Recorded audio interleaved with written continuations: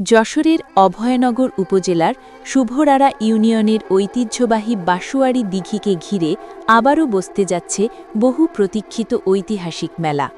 জনশ্রুতি রয়েছে এই দিঘিটি মহান সুফি সাধক হজরত খান জাহান আলী এর স্মৃতি বিজড়িত। সেই সূত্র ধরেই যুগের পর যুগ ধরে এখানে গড়ে উঠেছে ধর্মীয় ভাবগাম্ভীর্য, লোকজ সংস্কৃতি এবং গ্রামীণ ঐতিহ্যের এক অনন্য মিলন মেলা। আগামী ৩ এপ্রিল শুক্রবার ২০২৬ থেকে আনুষ্ঠানিকভাবে শুরু হবে মেলা, যা চলবে ৭ থেকে ৮ দিন ধরে।